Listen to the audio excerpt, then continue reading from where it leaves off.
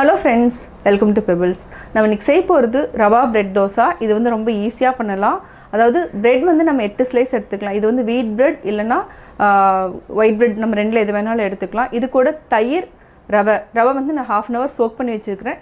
இது கூட நம்ம வெஜிடபிள்ஸ் ஆட் பண்ணி செய்ய போறோம். வாங்க எப்படி செய்யறதுன்னு பார்க்கலாம். நம்ம இன்னைக்கு ரவா பிரெட் தோசாக்கு பிரெட் வந்து 8 ஸ்லைஸ் எடுத்துக்கிறோம்.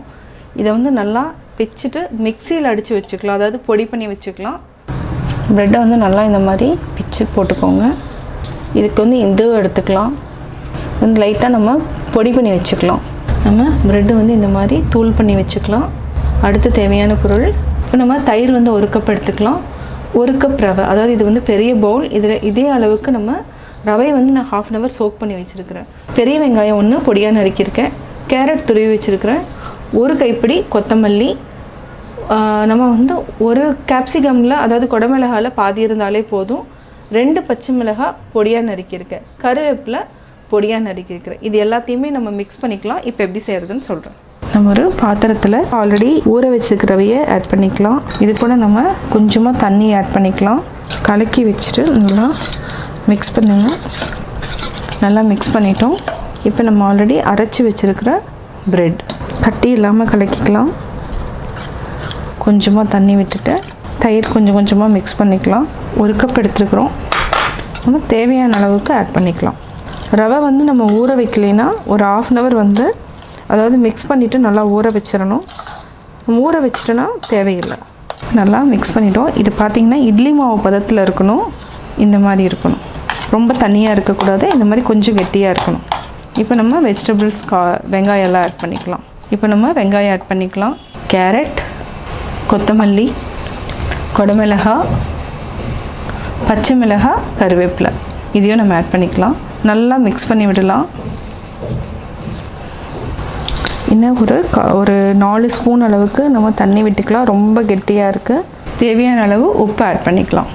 நல்லா மிக்ஸ் பண்ணிக்கலாம். பிரெட் ரவா தோசை மாவு ரெடி ஆகிடுச்சு. இப்போ நம்ம தோசை ஊற்றி எடுத்துக்கலாம்.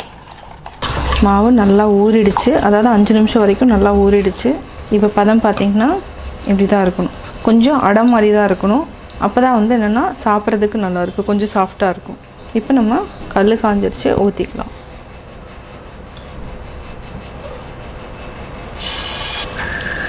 கொஞ்சமாக எண்ணெய் விட்டுக்கலாம்.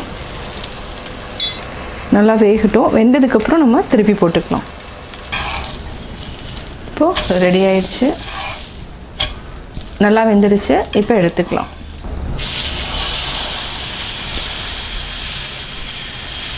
எண்ணெய் ஊற்றிக்கலாம். நம்ம வீட் பிரெட் இல்லைனா வந்து ஒயிட் பிரெட் இந்த ரெண்டுமே வந்து கொஞ்சம் பழசாயிடுச்சுன்னா கூட நீங்கள் தயிர் ரவை மிக்ஸ் பண்ணிவிட்டு இந்த மாதிரி தோசையாக நம்ம சுட்டு எடுத்துக்கலாம். இது வந்து என்னென்னா ஈஸி மெத்தட் தான். வெந்துடுச்சு. ஓரத்தில் மட்டும் ப்ரெஸ் பண்ணிக்கோங்க. நல்லா வெந்துடுச்சு. இப்போ நம்ம எடுத்துக்கலாம். Bread rava dosa ready. நான் ரவா பிரெட் தோசை எப்படி செஞ்சேங்கிறத பார்த்தீங்க. இது வந்து morning tiffin, evening snacks, night dinner 3க்குமே நம்ம இதை எடுத்துக்கலாம். கட்டாயம் உங்களுக்கு இந்த வீடியோ பிடிச்சிருக்கும். இந்த வீடியோ பிடிச்சதுன்னா லைக் பண்ணுங்கள், ஷேர் பண்ணுங்கள், கமெண்ட் பண்ணுங்கள். மறக்காமல் பெபிள்ஸ் தமிழ் சேனலையும் கோபி சுதா சேனலையும் சப்ஸ்கிரைப் பண்ணுங்கள்.